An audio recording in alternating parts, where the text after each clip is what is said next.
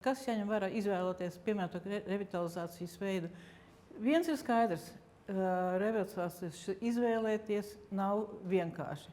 Ir jāņem vērā ļoti daudzi faktori, un visam tam ir vajadzīgs laiks.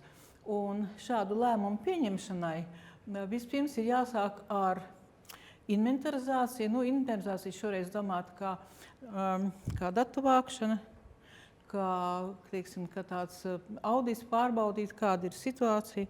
Es ceru, ka es atkal nepārslēgšu viņu. Jā. Jā.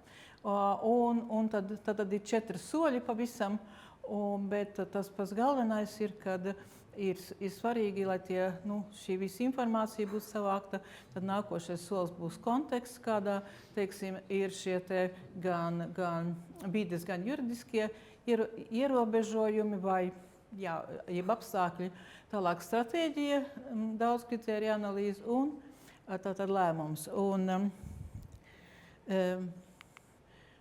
Un tas pirmais, kas, protams, ir vajadzīgs, tas ir vajadzīgi rakstura lielumi, un tātad mērķis ir ļoti svarīgs, jo ja nav skaidrs mērķis, ar tā datu ievākšana būs haotiska un īstenībā var gadīties, ka ievāc tāds dats, kas nav vajadzīgi, un otrādā, kas ļoti svarīgs, ir palaists garām.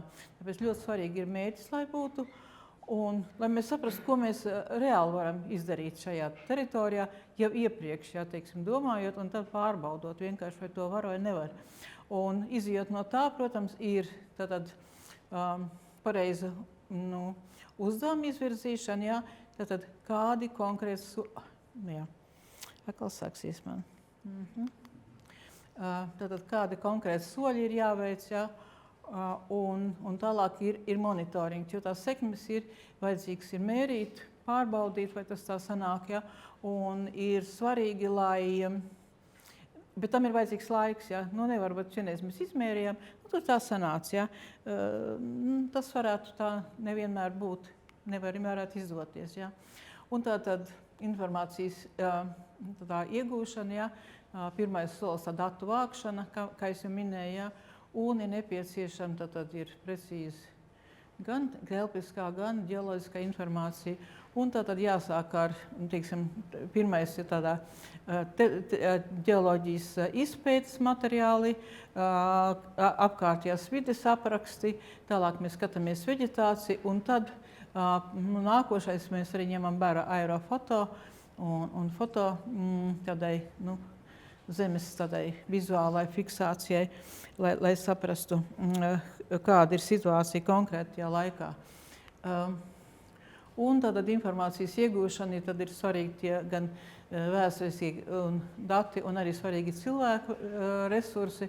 Un tātad papildus kartēm ir vajadzīga arī tāda informācija, ko var dot vietējie cilvēki. Un sevišķi jau tie, kas strādā purvā, kas reāli tur ir gadu gadiem, kas arī zina to puru, pazīst. Un protams, kad viņu informācija varētu būt pie tām idejām un arī sapratnē, ko tur var darīt. Lūk, šeit ir viens tās vietējās zināšanas no cilvēkiem. Un tad ir vajadzīgi palekoloģiskie dati. Tātad dati par to no kūdras mēs iegūstam, analīzes, iegūstam palekoloģiskos datus, lai saprastu, kādi ir bijuši apstākļi, kad purs ir sācis veidoties, kā viņš pakāpeniski laika gaitā, kā es rādīju to pirmo, kur ir puru griezums, tas ir dabas vēstures arhīvs, bet šitā, atkal ir, šeit ir konkrētā purvā, un te ir ozola ripa no Nīzgales purva, un tātad viņa ir bijusi puru pamatnē, un tas mēs zinām, ka tad puru pamatnē tur ir, tas sāc veidoties purs, tad tā ir vieta, pēc tam, ja teritorija ļoti liela, viņi atšķirties dažādās vietās, bet ka tajā vietā konkrēti ir bijuši pietiekoši labi apstākļi, lai izaudz šāds resns milzīgs ozols, kam ir turpat vai 300 gadus vecs. Un vēl šito vēsturisko veģetāciju tam ir nozīme, jo tas dod iespēju saprast to puru, saprast viņa attīstību. Tad ir dabas analogu tūmumā esošie dabiskie puri vai atliekas pēc kūdras iegūs, kas kalpo kā, jā, kas blakus. Blakus ir svarīgi paskatīties, ja, bet vienmēr jābūt ļoti uzmanīgi, jo reizēm var atšķirties. Un tad pirmais ir, teiksim, ir svarīgi, ja jums ir purvs, lielāks vai mazāks, ja, tad ir nepieciešami šie ģeoloģiskie dati, kas ietver kūdras slāņu biezumu, noteiksiet kūdras tipu un sadalīšanās pakāpi, kopējais pH un arī ūdens līmenis un pamatnes nogulumi. Šādus datus faktiski par visiem šiem purviem tika sagatavots atkal, jāsaka, Restore projekta ietvaros savākti dati. Un arī vēl tās papildus pētījumus veica Inārs Reimans savā maģis darbā papildus vēl puru. Tā kā tādi dati par šiem ir diezgan daudz. Un arī viņi ir minēti vairāk vai mazāk arī faktiski plānojumi pamatnostādnēs. Lūk, šeit tad ir kūdras slānis, ja, un kūdras slāņa atlikušais biezums ir svarīgs dažādiem rekultivācijas veidiem. Ir dažāds. Tāpēc jāņem vērā, kāds šis kūdras slānis ir, cik viņš ir biezs. Vai viņš ir tā kā 0,3 vajadzīgs ir renaturalizācijai, viņai vairāk nevajag, bet savukārt, ja jūs stādīsiet mežu, tad nevajadzētu vairāk būt par metru. Ja vairāk par metru, tad ir jau jāsaprot, ka tas var neiejaukties un arī var iznīkt pēc tam. Tad nākošais ir kūdras tips, un šis kūdras tips ļoti svarīgi ir, vai mēs atkal tās skābā vide, vai tur augsts varēs renaturalizācija būt un augsts, teiksim, svagne vai citi skābas vides augi.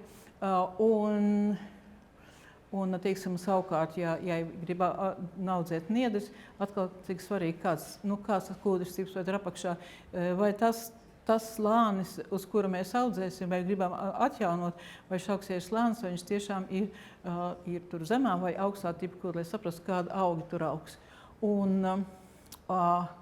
Un tāpat arī ķimiskais sastāvs, arī pH līmenis. Jāsaka gan, kad pēdējiem pētījumiem mēs skatījāmies, kad šiem te, varētu teikt, vēsturiskiem kūdras laukiem ļoti bieži ir tā, ka ja viņš ir norakts un, teiksim, līdz vēl palikusi augstā tipa kūdra, un liekas, ka videi jābūt skābai, sevišķi tajās purvos, kur vēl ir palicis ievērojams kūdras, augstā tipa kūdras slānis, jābūt skābai videi. Bieži vien nav. Bieži vien viņš ir normāls, vai pat bāzisks nav, bet pat normāls. Ja. Tātad ir vēl, un ļoti svarīgs ir hidroloģiskais režīms. Ja. Tātad vai tur ir pieplūst gruntsūdens, pieplūst, ja teiksim, veido, vai arī teiksim, aplūšana. Un tad ir vēl nākamais ir pamatne. Liekas, kāda nozīme pamatnei? Pamatnei ir diezgan liela nozīme, jo izpētot pamatni, ja, tad mums ir virskārta, tas kūdras slānis un pamatne, un tā pamatne nosaka tā, vai tas ūdens iesūksies vai neiesūksies. Bet galvenais ir, ja mēs zinām, kādu nogulumu veido pamatne, mēs varam saprast, kāds purvs ir bijis sākotnēji, ja, vēsturiski, kad viņš sāka veidoties. Uz kādas pamatnes auga tie pirmie mitru mīlošie purva auga, no kuriem sāk veidoties purvs. Tātad vai tur, ja tur apakšā ir saprapels, tad mēs saprotam, ka ir bijis ezers, tad šis slānis arī izveidojies, tas kūdras slānis ir virs ezeram aizaugot. Ja? Un tad mēs varam jau domāt, tātad tur ir liela gruntsūdeņa pieplūde, un tad mēs varam domāt par to, kādu veidu izvēlēties. Tas ir ļoti svarīgi ņemt vērā pamatni. Un tā tad arī šie rakstura lielumi ir šis hidroloģiskie apstākļi, kā es teicu, ūdens līmenis. Un atkal jāsaka, tā kā arī Ilze teica, ja, kad ir jāskatās dažādos laikos, jo var aizbraukt vasarā, tas līmenis ir zems, un tur nesanāk sādīt drošu mežu, tur nekāda renaturalizācija nesanāks. Ja. Un otrādi, ka aizbraucam rudenī, vai atkal pēc šīs vasaras, ja tur ir viss tik labs, to renaturalizācija noteikti būs ļoti laba. Mums vairāk arī restorātā iznāca, kad galvenokārt, kaut gan tas projekts arī bija 4 gadi, tomēr tie dati un tajā laikā bija diezgan tādi mainīgi. Arī bija 2017. gads ļoti augsts līmenis, pēc tam bija 2018. atkal ļoti zem. Nu, mums ļoti svārstās. Vienkārši tas arī, kad sāk izvēlēties un domāt, ko vajadzētu, ja, tad ļoti šis līmenis ir jāpasako. Vienreiz ir tā, otrreiz nevar tā uz ātro. Mums nav laika, bet tur bija tā, es tur biju, tur tā bija. Ja. Bet otrs aizbrauks, viņš teiks, nē, tur bija pavisam savādāk. Ja. Un tad nākošais ir kūdras īpašības un atlikušās slāņu biezums, kā es jau minēju iepriekš. Ja. Ka tas ir svarīgs. Tātad reizēm ir svarīgi saprast šī kūdra atlikušā slāņa biezumu.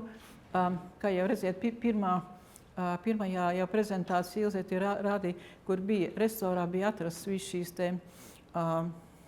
vēsturiskās teritorijas, kurās bija konstatēts, ka šīs kūdras slāņa biezums varēja no 2 līdz pat 6 metriem. Ja?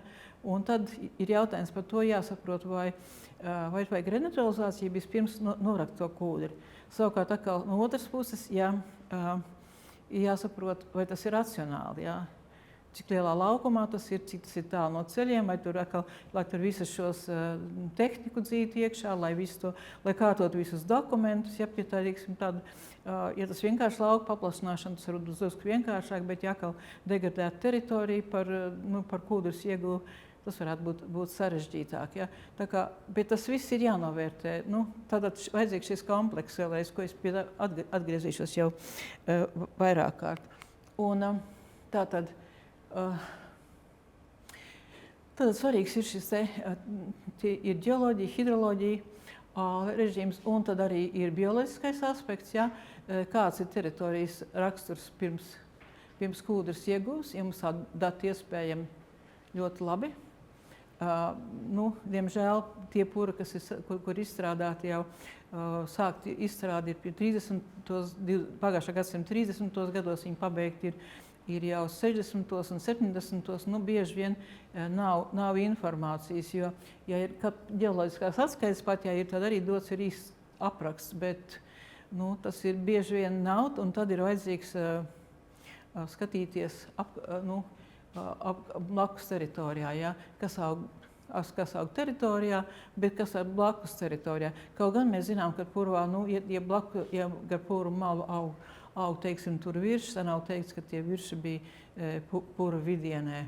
Un, protams, tad arī jānovērtē, kā puras iekļaujās, kā ainava, kā purva ainava iekļaujās apkārtējās teritorijās. Un tas, kad mēs bieži vien sakam, ka tur jau nekas nav,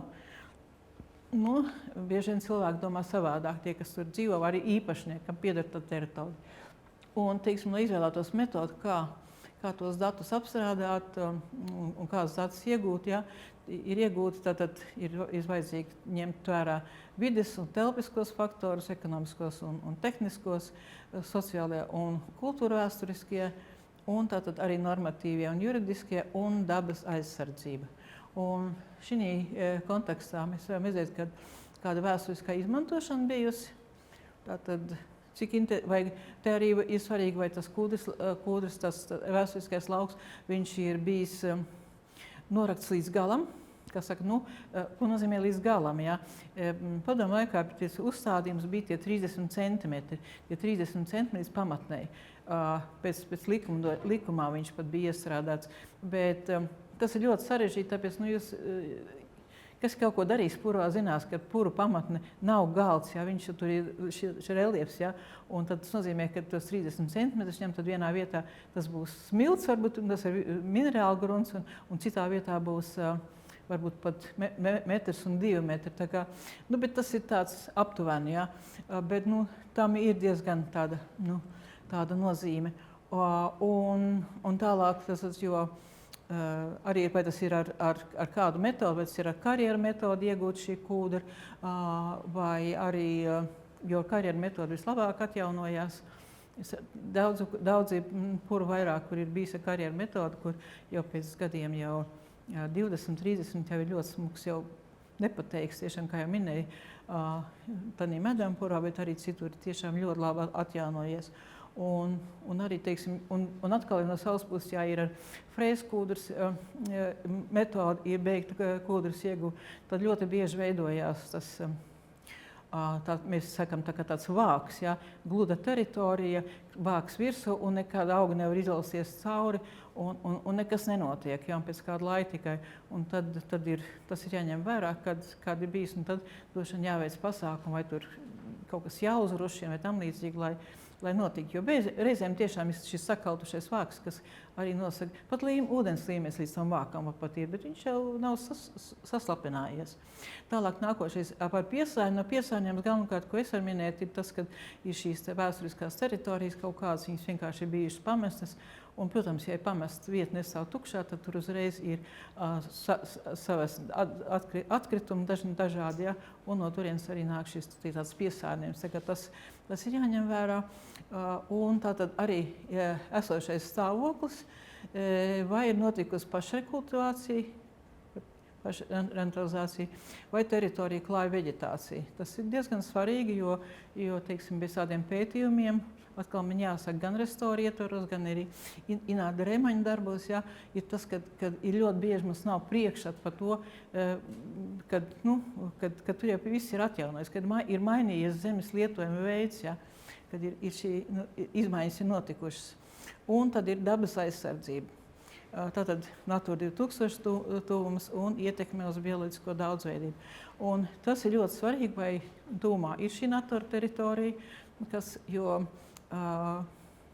bieži vien tas vai nu ietekmē, vai otrādāk ļauj to Natūra 2000 teritoriju varbūt paplašināt. Un šādā veidā bija projekts pāris gadu atpakaļ par to, ka bija izvēlēts 31 teritorija, kurās tika veikts pētījumi, bija ļoti daudz tieši veģetācijas pētījumi, vai nav retās sugas, vai nav tādas sugas, teritorijas, ko pievienot dabas, vai izveidot jaunu dabas natūra teritoriju, vai pievienot kādai. Jāsaka, ka īpaši nebija sekmīgi, kaut gan mēs ļoti tāds, varētu teikt, punktuāli pieeja tam bija. Bet varētu teikt, ka šajās teritorijās neaug īpaši daudz tādu ratu sugu vai tādu. Dažas bija, kur varētu domāt, kad izveidosies. Un arī, protams, kāds ir. Tā kā tam ir ļoti arī, ja vēlās veidot kādu šo te rekultivācijas veidu, apsaimniekot kādu varbūt nelielu teritoriju, ja, vajag arī pastīties uz šīm te, cik tālu tas ir no Natūra 2000.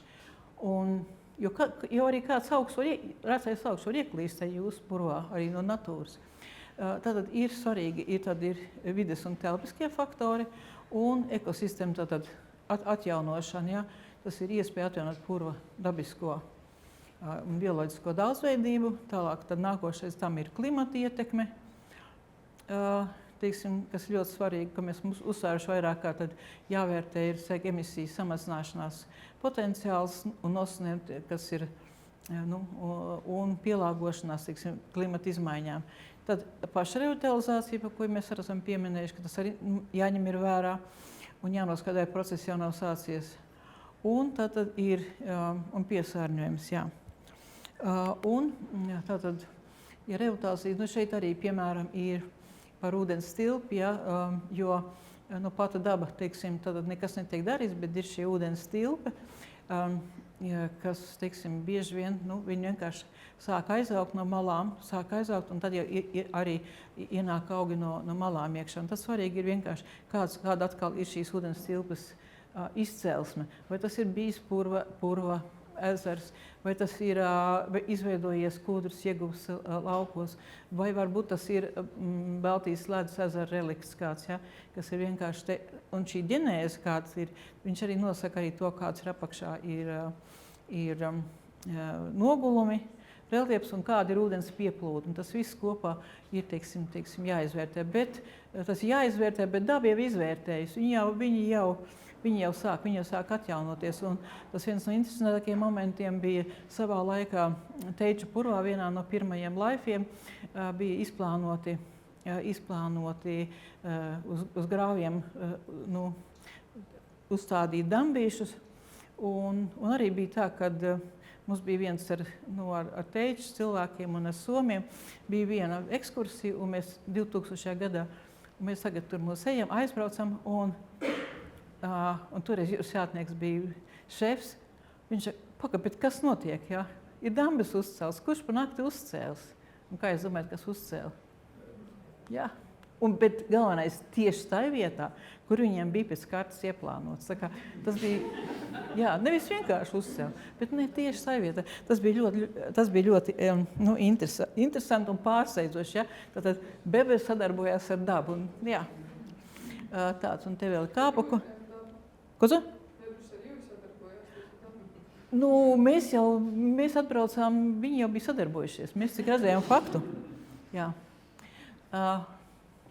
Un tātad, ja ekonomiski un tehniskie faktori, tad ir izmaksas, jāaprēķina tikai ieviešanas un ilgtermiņa uzturēšanas izmaksas, kas, diemžēl, nevienmēr, par kuriem cilvēks nevienmēr domā, ieviesīs un īpaši nedomā tālāk, kādas tās tālākās, sevišķi tas laika projektiem. Projekts beidzies viss, ja nav saimnieki, tad tas vienkārši nekas tur nenotiek vai atkal tāds, tā ir vajadzīga pēc projekta, visu laiku ir vajadzīgs arī monitorings, lai skatītos, kas notiek. Tad ir ieguvumi, jānovērtē ieguvumi, potenciāli ieguvumi no turisma, ja tāds tur ir lauksaimniecības, oglekļa kredītiem un atjaunojumiem resursiem. Atjaunojumie resursi, kūdras pieaugums lēnām. Tad iespējamās tehnoloģijas, materiāli un teiksim, tāda ekonomiskā lietderība.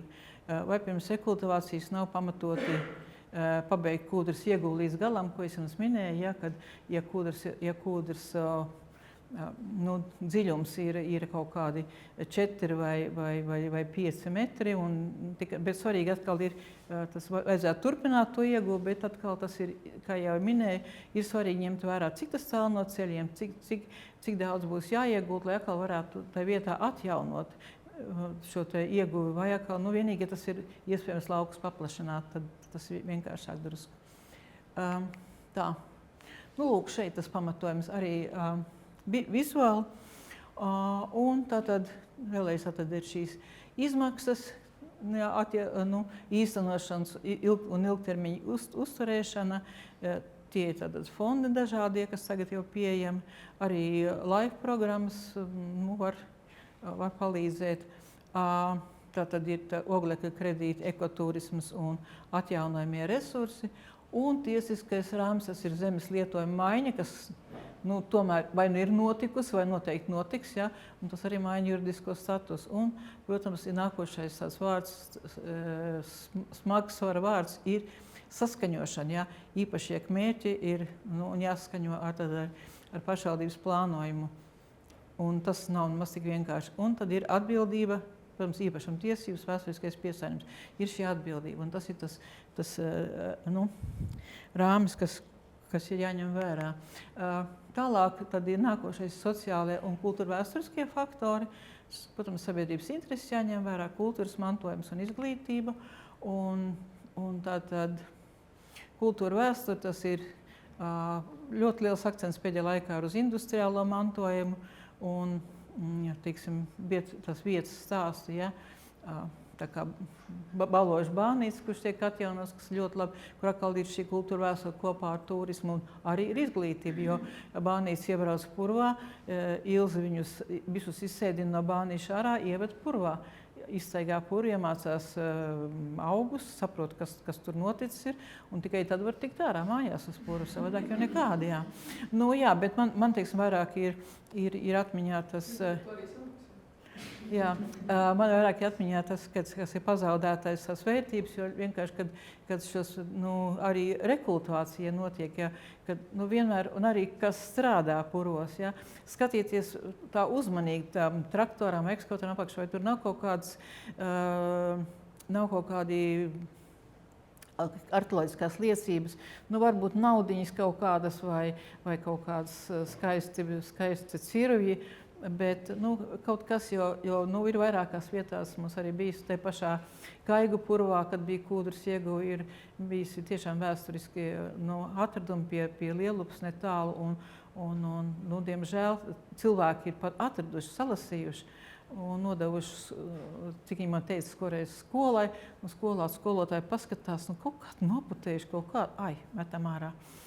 Tādas lietas ir. Un, protams, ir svarīgs arī pie ceļu būvē. Mums ir Trapija Kurzemē Lapiņos, tas netālu no Bendzavām, tad no Užavas. Tad tur ir arī atradās tieši beidzot šo tādu pāri purvam, taisot ceļu, arī atrada šīs arheoloģiskās akmens laikmeta arheoloģiskās liecības. Tas tāds piemērs, kad vienkārši tā kultūra vēsture jāskatās, jo šie te purvi nav tikai dabas vēstures liecinieki, bet arī viņos var atrast arī šīs cilvēku darbības liecības. Protams, vietējā kopiena, tas ir ļoti svarīgi. Nepietiek ar to, ka tur sabrauc uz Laipu vai kaut kur no Rīgas un no turienes, bet arī vietējiem cilvēkiem ir svarīgi sava šī vieta, savas takas. Protams, un tad ir dabas takas un ekspozīcijas, bet es jau uzreiz teiktu, ka te pietrūkst tas arī takas, tas ir ļoti skaisti. Man patīk jau takas, bet ļoti daudziem cilvēkiem, kā lielākā daļai šeit zālē, noteikti patikt labāk šīs purva kurpes. Un ar tām iet un skatīties un dzirdēt, ka ūdens šļaksta zem šīm. Jā. Nē, reklāma, bet tās ir izglītība, tas ļoti, ļoti svarīgi. Un ja kāds izdomā, ka viņš tiešām nekad nav bijis ar purvām kurpēm, pīles griežaties, viņi jūs aizvedīs, kur vien tik gribiet. Ja, bet arī tur, kur negribiet, jo viņi vienkārši zinās, kur ir forši un kur jūs kaut ko daudz varat iemācīties.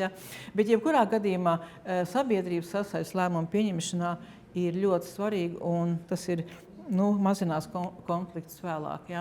Tad ir normatīvi un juridiski aspekti, kuram tas ir teritorijas plānojums, īpašumtiesības un dabas aizsardzība, ko es jau minēju vairāk vai mazāk. Un ir tas solis 4 lēmumu pieņemšanas tie stūrakmeņi. Un tad pirmais, ko es jums minēju, ir šie te vides aspekti. Es vienkārši beidos aizskries viņš. Nē. Tad ir vides aspekti, ir sociālie aspekti un tad ir tehniskie faktori. Tās iespējas, metodas, materiāli, kas jānovērtē, vai tas ir iespējams. Un, protams, ekonomiskie apsvērumi, izmaksas un ieguvumi. Jāsaprot, cik tas maksās, vai tas ir to vērts un labi izdarīs, bet atkal uz šo te ir vienmēr piekams apsvērumiem, izmaksām, kā tas būs ilgtermiņā. Labi, tagad veikšu revitalizāciju, tagad viņas ir samaksāts, kas būs tālāk, kas no tāds, kāds ir iegums. Un, protams, ka tādu lēmumu pieņemšana, tas, protams, ir tāds optimāls kompromiss, un tas kopā, viss jāskata kopā. Lūk, šeit visi šie stūrakmeņi sanāk kopā, un no stūra izveidoja šis centrālā daļiņa, ko viņi visi satiekās. Un tad, tā ir svarīga šī kombinētā pieeja. Un, kas man negribējuši? Jā, un tātad katrai vietai ir nepieciešams individuāls sākotnējs situācijas izvērtējums, jo optimālais izvērtējums parasti ir kompromiss ar vides tehniskajiem. Vienkārši to gribēju uzsvērt. Un lēmums par teritorijas nākotni pieņem saskaņot zemes īpašnieku vēlmes ar pašvaldības teritorijas attīstības redzējumu. Un es teiktu, šeit pietrūkst trešais komponents ar purva vēlmēm, ko tas purvs pats vēlās.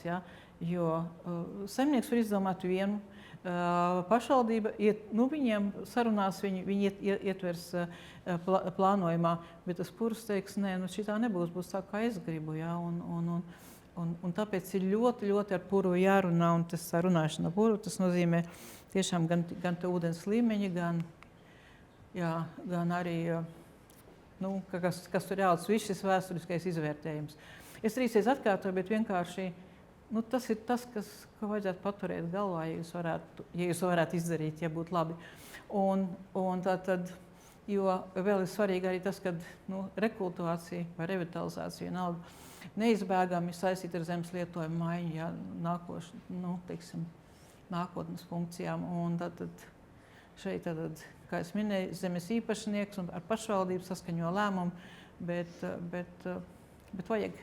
Es nezinu, kurš no viņiem, es domāju, kas īpašniekam ļoti rūpīgi jārunā ar purvu, jo pašvaldība, viņi skatīsies, kā iznāk pēc viņiem, pēc dokumentiem.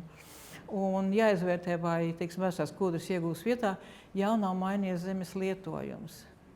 Jo viņš faktiski varbūt ir aizaudzis, varbūt nevajag tur neko darīt. Šeit ir arī skats no Nidas purva. Šī teritorija arī skaitās, ka degradēta teritorija dokumentos visos, bet, aizbraucot uz vietas, mēs redzam, tur ir Rīgas jau kārtīgs mežs, ja? Tad viņš principā tā ir faktiski mežaudze jau. Un, protams, ka viņi tad, ja būtu inventarizācija, viņi var ieskaitīt par meža, bet nevis par degradētu teritoriju. Tā kā ir vajadzīgs papildus pētījumi, papildus, šeit varbūt ir vajadzīgs īpašniekam vai ieguvējam vai dabas aizsardzības pārvaldēm. Šeit kaut kādam jābūt kompromisam, kad šīs degradētās teritorijas var uzskatīt par atjaunotām, ne tikai renaturalizētām, rekultivētām, revitalizētām. Jā. Un tas lēmuma pieņemšanas instrumenti, tātad tie vairāk instrumenti, tie ir dažādas strukturētas metodas, daudz kritēriju analīzi, ja, kas salīdzināt dažādus scenārijus un atkal saliekot kopā visus ieguvumus un zaudējumus. Un tātad tas ir viens no tādiem modeļiem, ko varētu izmantot, ko varētu pasīties, ir LIFE projekta optimizācijas modelis, LIFE Restore projekta, kas balstās uz tādiem ģeoloģiskiem un hidroloģiskiem datiem un plašs pētījums, un tomēr pētījums bija tiešām reāls 4 gadus, viņš tika ļoti, un ekspertu loks bija liels, jā. Un tad nākošais jautājums nedarīt neko. Izvērtējums ir vajadzīgs, ja, un tad jāapzinās, kāds sekas, ja rekultivācija netiek veikta, turpmāka, teiksim, tāda degradācija, vai ugunsgrēku risks vai negatīva ietekme uz ūdens režīmu un arī kultūrvēsturiskā mantojuma zudums. Tas viss ir jāņem vērā, teiksim, izvērtējot atkal to lēmumu pieņemšanu. Un šeit ir jāatcerās atkal, ko es minēju, vai varbūt, ja ir šie riski visi, jā, tad ir gan ugunsgrēka riski, gan šitie ūdens režīms, gan arī tad ir nepieciešams, tad nav šaubu, tas nekāda riska nedara, jā. Savukārt neko nedarīt, kā es minēju iepriekšējā teritorijā, kur jau mežs izveidojies, ja, kur ir vajadzīga tikai inventarizācija un neko nevajag no revitalizācijas viedokļa, jo viņš jau ir revitalizējies. Jā, tad šeit ir daudz kritēriju analīze un tad svarīgākais ir strukturēšana, visu svēršana un salīdzināšana pēc datiem. Un protams, ka lēmumu pieņemšana kompromisa māksla. Tad piemērotākais veids jāņem vērā ne tikai ekonomiskie ieguvumi, bet arī klimata pārmaiņas, ekosistēmas pakalpojumi, tas novērtējums. Un ir svarīgi, lai tas atbilstu vietas specifikai, kā es minēju, atkal vietas specifikai, jo katra vieta ir unikāla. Un pat viena liela purva atsevišķas daļas var būt unikāls, jo, piemēram, Cenu tīrelī mēs taisījām arī šādu izpēti, un tur bija 16 dažādi laukumi, jā, bet bija detāli izpēti, bija hidroloģiskais režīms, bija ģeoloģiskā izpēte, un tad bija veģetācija, viss kopā, un tad bija 16 dažādi šie scenāriji, apmēram bija kaut kādi 6, bet tie lauki, kādu vajadzēja, tā kā arī vienā lielākā purvā ir tas atšķirības ir būtisks. Tālāk ir svarīgi, vai tas ir sociāli pieņemams, tas, ko lēmumu kādu grib pieņemt. Tālāk, vai tas ir ekonomiski dzīvotspējīgs. un tad vai tas tā paši vidēji ilgspējīgs un vai tas ir īstenojams reālos apstākļos. Tas arī viens no būtiskākajiem tādiem uzstādījumiem, kad ir jānovērtē, tas ir reāli. Ja? Atkal ņemot visu vērā, visus šos te, un tad izvēlās labāko variantu.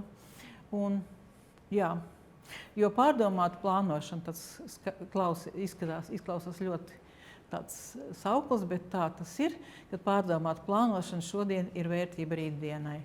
Un tātad kvalitatīva rekultivācija pārvērš degradētu teritoriju par vidas, ekonomikas un sabiedrības resursu, izmantojot datus, lai pieņemtu tālredzīgi lēmumu. Tātad lēmumiem jābūt tālredzīgiem. Vārds sakot, mums ir ļoti, jāņem vērā, kā es teicu, viss jāņem vērā, ko tik var iedomāties. Tātad jāsāk ir ar purvu, jāsāk ir ar viņu vietu, aprunāties ar viņu.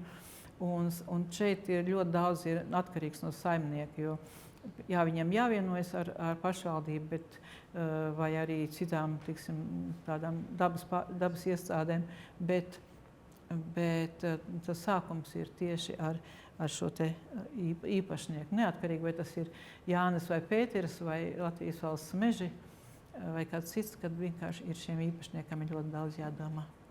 Tā, tas bija man īsumā viss.